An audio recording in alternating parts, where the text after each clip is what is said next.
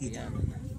Bapak Mama, saudara-saudara sekalian, gereja yang terus bertumbuh, gereja yang namanya reformasi itu adalah gereja yang terus bertumbuh. Jika tidak ada perubahan dalam gereja itu, maka gereja itu mati. Dia tidak bertumbuh. Oleh karena itu, kalau gereja ini sementara bertumbuh, maka jangan bilang, itu gereja lain. Ya, memang lain. Dia bertumbuh.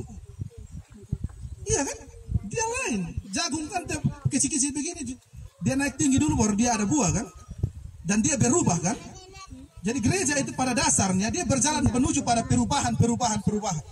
Tapi sekali lagi dia tidak meninggalkan dasarnya, yaitu Tuhan Yesus Kristus. Dia boleh bertumbuh sebesar apapun, tapi dasarnya harus tetap kuat, yaitu Tuhan Yesus Kristus. Itu menjadi penting, sehingga Paulus bilang, saya telah meletakkan dasar yang benar, dan setiap orang datang dan meneruskan pembangunan ini. Meneruskan. Jadi mari kita lihat. Kita boleh berubah ke arah apapun, tapi kalau dasar kita Yesus Kristus, kita akan berubah menjadi besar dan semakin besar, dan orang lain melihat Kristus dalam persekutuan kita. Terima kasih Bapak Mama, saudara-saudara sekalian. Allah Tritunggal akan memberkati setiap kita yang hadir saat ini untuk merenungkan bagaimana kita membuat diri kita jauh lebih besar. Saya cepat bilang tentang poin yang kedua, itu di ayatnya yang ke-15 sampai ayatnya yang ke-23.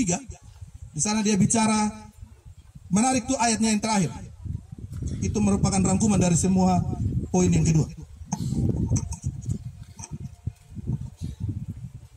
Dia bilang begini, ayatnya yang terakhir, tetapi kamu adalah milik Kristus dan Kristus adalah milik Allah. Tetapi kamu adalah milik Kristus dan Kristus adalah milik Allah. Ayat sebelumnya itu dia bilang kamu boleh punya ini semua kamu punya, tapi ingat kamu adalah milik Kristus dan Kristus milik Allah. Artinya apa? Di situ dia bilang tentang orang yang berhikmat, terus orang yang pintar begitu, bijaksana tapi dianggap bodoh oleh Tuhan. Dia bilang begitu. Karena apa? Karena kalau orang pintar tapi tidak memiliki hikmat, Kristus tidak hidup di dalamnya, sia-sia kepintaran. Kita mau bilang kita bertumbuh sehebat apapun, tetapi Kristus tidak ada dalam diri kita, sia-sia pertumbuhan kita.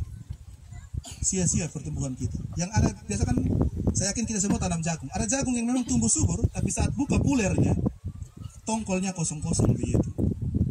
Tidak ada isi. Itu semua bilang. Tanpa Kristus ada di dalam kita, sepintar apapun kita, sia-sia kepintaran kita. Tidak ada yang baik kalau kita tidak ada Kristus dalam diri kita. Tetapi seperti yang dikatakan ayatnya yang terakhir, kamu adalah milik Kristus dan Kristus adalah milik Allah. Berarti kita sekalian adalah satu kesatuan milik Allah.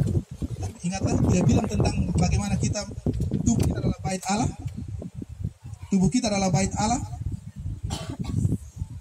Tubuh kita hanya bisa menjadi bait Allah kalau Allah berdiam di dalam. Tubuh kita hanya akan menjadi bait Allah kalau Allah berdiam di dalamnya. Selama Allah tidak berdiam di dalam tubuh kita, kita hanyalah tanah liat yang diberikan nafas kehidupan untuk berjalan.